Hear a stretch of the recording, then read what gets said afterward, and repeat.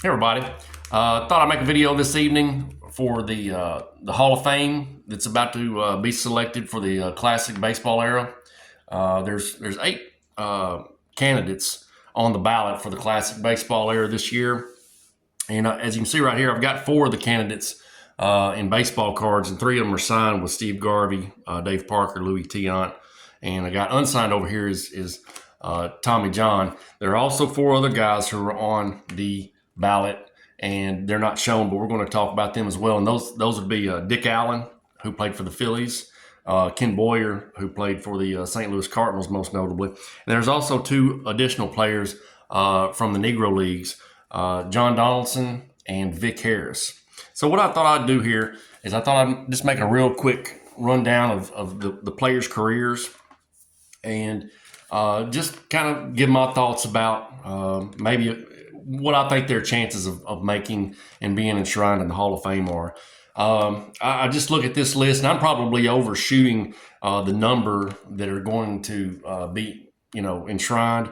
I'm thinking three or four are really good, but it could end up only being two, and still yet it may only be one. But I'm thinking that there are really three guys, maybe four, who might find their way and get their name called to the Hall of Fame.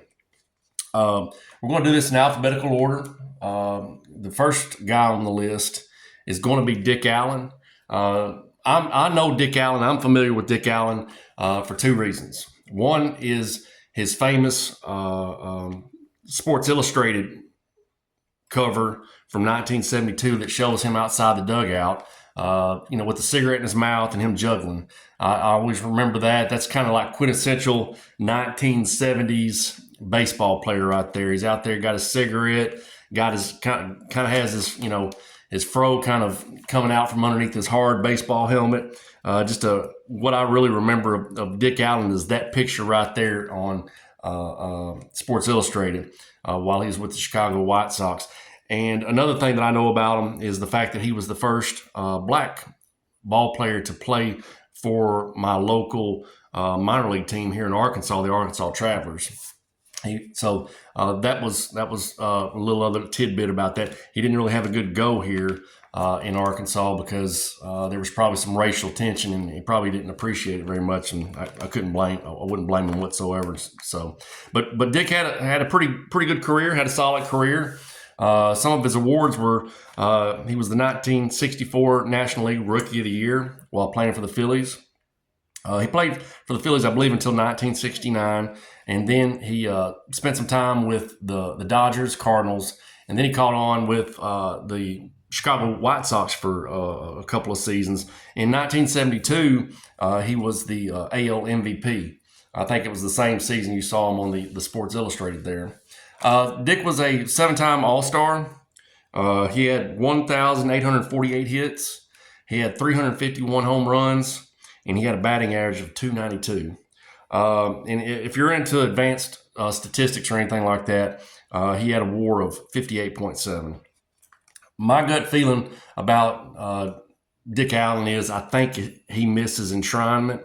I think he was a really good hitter in his career, but he didn't play on very competitive teams. I don't think the teams that he played for, whether it was the Phillies or the White Sox, were very competitive. And by the time he played for the Phillies the second go-round, he was an older player, full of young players. And then his last season with the Oakland Athletics in 1977, the Oakland Athletics dynasty had already crumbled at that point. So I think he misses out because he didn't have those big clutch moments and everything like that. But that's just my take on where Dick Allen stands in the selection. The next guy that we'll get into is going to be Ken Boyer. Ken Boyer is a guy who, upon looking deeply into his stats and everything like that, at first I wasn't very convinced. I was like, can there be somebody else besides Ken Boyer on the list, like maybe a Lou Whitaker? I know there's got to be some Lou Whitaker fans out there, and I'm one of them who thinks he should be on the ballot. But Ken Boyer had a really, really solid career, mostly playing with the St. Louis Cardinals, but he also had stints as well with the New York Mets, the Chicago White Sox, and then finally with the Los Angeles Dodgers. I think his last year was in 1969. I'm going to try to show you a card here of Ken Boyer that I had in my collection. It's a 1968 Topps of Ken Boyer on the tail end of his career with Chicago. I had this in my childhood baseball card collection, so I did know a little bit about Ken Boyer growing up. Some of the highlights of Ken's career are he was the 1964 NL MVP. He was also a member of the 1964 World Series Championship St. Louis Cardinals. He was 11-time All-Star, and he was a 5-time Gold Glove Award winner. In looking deeper into like his stats and everything, he had 2,143 hits. He had 282 home runs, and he had a lifetime batting average of 287. His career WAR was 62.8. I think that Ken, while he may not be one of the more recognizable guys on the list, I think he has a fair chance. I don't think he's a lock pick to be selected, but I think that Ken has a really good chance, and you wouldn't fault him if he was, because I mean he had a really solid career. I almost feel like he's very comparable to a National League version of Brooks Robinson, because they played very at the same time in the 50s, 60s, and so forth. So I think Ken has a good chance. I'm not saying he's a lock, but I think he has a better chance than Dick Allen, in my opinion. All right. The third guy on the list. Now, there's two guys on the list that I don't have very much familiarity with, and most probably baseball fans probably wouldn't as well. And that's John Donaldson. John Donaldson was a player from the pre-Negro Leagues and the Negro Leagues.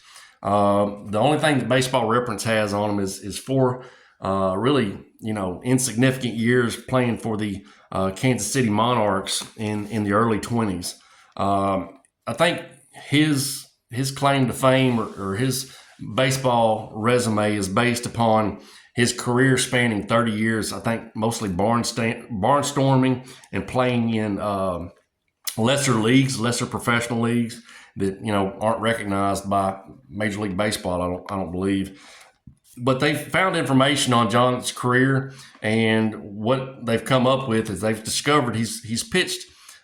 He pitched in 718 games that he is known to have pitched in, and won over 420, which is pretty impressive. That's well over the 300 game win threshold that seems to be a milestone, and struck out 5,221, which that's pretty high up too. I can't remember what Nolan Ryan is, but I think Nolan was somewhere in the 5,000s. But for me, on this one, I don't think that he gets the nod, mostly because there's not any substantial, like, here's Baseball Reference, like stats, and stats, and baseball is stats heavy. You show me the stats and give me the proof, and I just don't see it there. I don't think John gets the nod, but, once again, we'll see. All right. Next, we're going to move to one of the guys that's on the table here. We got a 1984 Topps of Mr. Clean, Steve Garvey.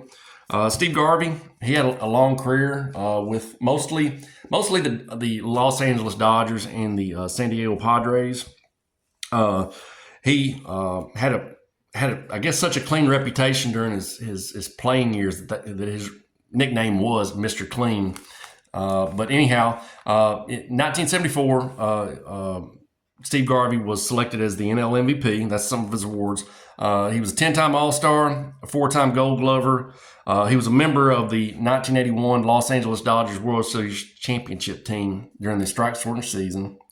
He has an overall lower WAR than Ken Boyer and Dick Allen. His career WAR is only 38. So I don't know how much WAR plays into it. The lowest WAR for anybody who's in the Major League Baseball Hall of Fame is Bruce Sutter, which is 24. Steve Garvey's got 38. I think I read somewhere along the lines that, really the Hall of Famers are usually like 50 and above. So how much weight and how much water that holds being, WAR, I don't know. We have to see with the voters. or the committee members think about that. So, but his stats were, he had 2,599 hits. He had 272 home runs. He had a batting average of 294. All very respectable numbers. By all accounts, I don't think he had anything to do with PEDs or steroids, because that was a little bit before his time. I don't think he had any other scandals while he played. What I think affected Steve Garvey later on during his, after his career and being selected the first go around, might have been the scandals that happened after his baseball career concluded with his ex-wife, his fiance, and a mistress. He had somewhat of a midlife crisis of sorts after his baseball career ended, and it might have tarnished his reputation a little bit. And not to say that a number of other ball players don't have tarnished reputations, but it was so fresh, and it was during that 5-year window that may have played a role in him not being selected as well. So I think he holds. I think he looks good. His stats look good. He's got some success as far as being like clutch as well. He was a 2-time NLCS MVP in 1978 with the Dodgers, and 1984 with the Padres. His number was retired by the Padres, so both franchises he played for thought highly of Steve. So I think he gets the nod. I think that with some of the committee Hall of Fame members that are on the committee, with Paul Molitor, Tony Perez, Eddie Murray, Ozzie Smith, Lisa Smith, and Joe Torre, I think these guys remembered Steve Garvey, and I think he has a good chance. I think he has a really good chance to getting selected. So anyhow, the next guy is just like Mr. John Donaldson. He is kind of an unknown to me, but unlike Mr. Donaldson, he has more stats, and I can kind of sink my teeth into his stats, and that's Vic Harris, vicious Vic Harris. Some of his awards are: he was a 3-time Negro World Series champ. He was a 9-time Negro National League pennant winner, a 7-time All-Star.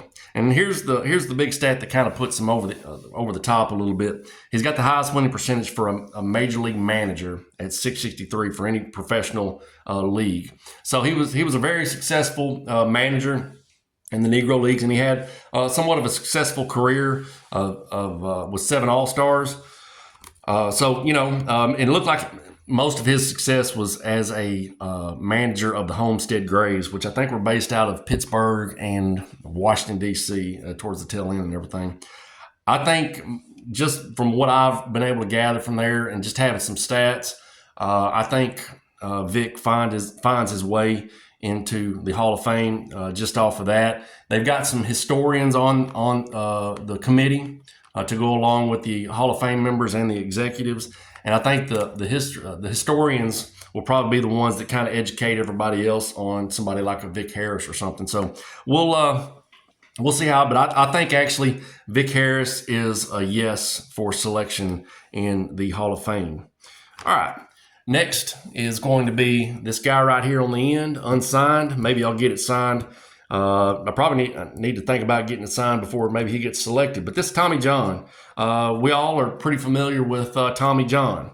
That's the face. That's the face behind the surgery right there is Tommy John. Tommy John had a very long career. If we'll look at it here on the back here, it started right there in 1963. And this is here from 1984, but he ended up playing all the way to 1989, finishing up, I believe, with the Yankees. But you can see right there in I think it's, what is that?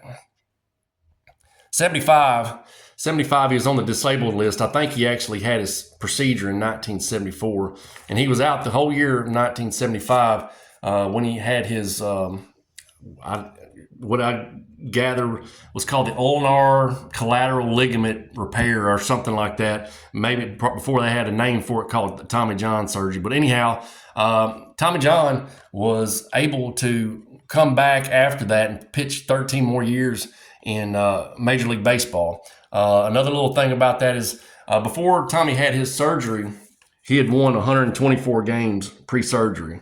And after his surgery, he would end up winning 164 games after the surgery. So he came back and he was just as effective after the surgery and everything like that.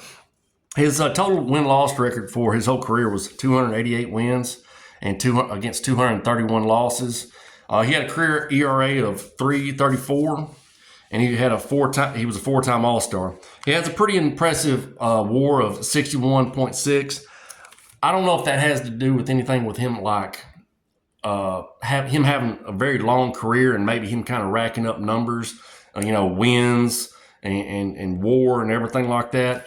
Because aside from that, he never really had any serious postseason success. As far as I say that as a member of a team, maybe not so much. He was on some of those Dodgers teams in the '70s that played all against the Yankees and whatnot. But I've checked his stats, and I think his claim to fame is his surgery.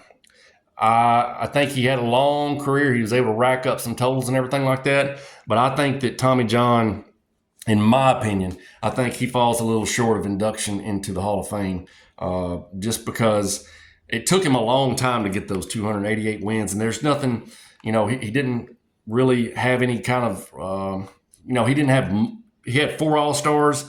I'd want to have some more All-Stars, maybe some, a Cy Young, maybe a championship or something like that in there. And now I know I'm talking, about all these awards and everything like that, and I'm probably going to, kind of go against what I believe towards the tail end when we start talking about Louis Tiant. But I just don't think that Tommy John is going to make it this go-round.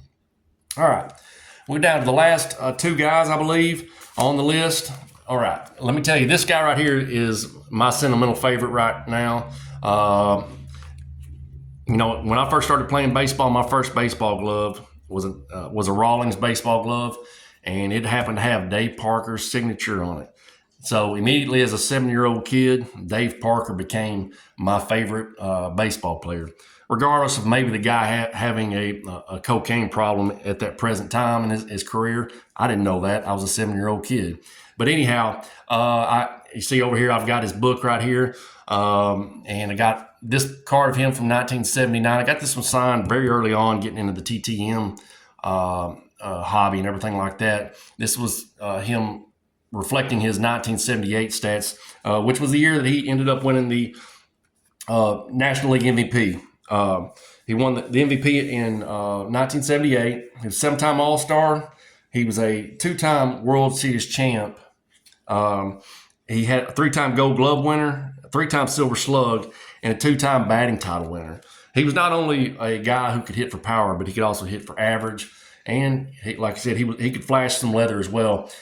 If you've ever been on YouTube and seen some highlights from like All-Star games, I think it's either the 78 or 79 All-Star game where he guns out Brian Downing in the Kingdome. That's a heck of a throw that he had right there. He was with some memorable teams, like I said, the We Are family, Pirates of 1979. Then he played for those Bash Brothers. He helped the Bash Brothers get over the hump and win the World Series in 1989. His nickname was the Cobra. He doesn't have as high of WAR as some of the other guys, but I think that his accolades and his stats stand out pretty good. He had somewhere around the neighborhood of 2,700 plus hits. He had about 1,400 RBIs. I can't remember. I don't have it written down, but he's got 300, maybe about 330 or so home runs. I think that he has enough on him. I think that Dave should make it into the Hall of Fame. So why did he not get in the Hall of Fame the first go around?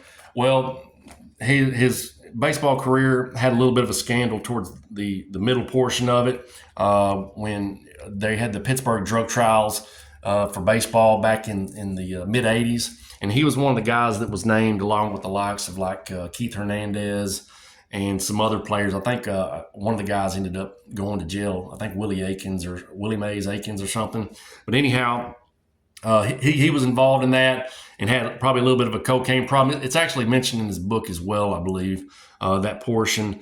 and he was just not living a good life, I guess. And I think some of the baseball writers and the media who were making those selections back then, they looked the other way.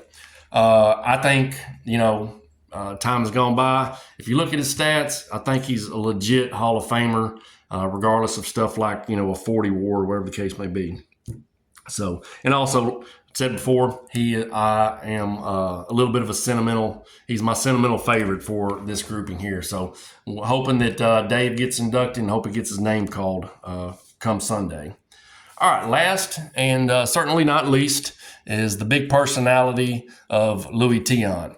Once again, he is another guy who I have kind of I want to see Luis Tiant make it in. Luis Tiant, this card here, I had this card when I was a kid. Not this exact card, but I had his 1971 Topps as a kid. When I could get a hold of some loose vintage, and I didn't know who the heck Luis Tiant was, but I thought it was a cool card. And this was his only season with the Twins. But my dad kind of gave me a lesson on who Luis Tiant, mostly from his knowledge of what he knew about Luis Tiant back when he played with the Boston Red Sox. Luis played from like 1963 to I think it was 82. I don't have his stats written down very well. He played with Cleveland. He played with the Minnesota Twins, the Boston Red Sox, most notably, the California Angels, the Yankees, and I think he had a stint with the Pirates as well. I think that Luis Tiant finds his way into the Hall of Fame. He's got the highest WAR of all the guys on this list at 66.1. His win-loss record, it's 229 wins and 172 losses. I think which is well below what Tommy John had. Tommy John had much higher numbers as far as that's concerned, but he also had a shorter career than Tommy John as well. He was a 3-time All-Star, and he was a 2-time ERA leader.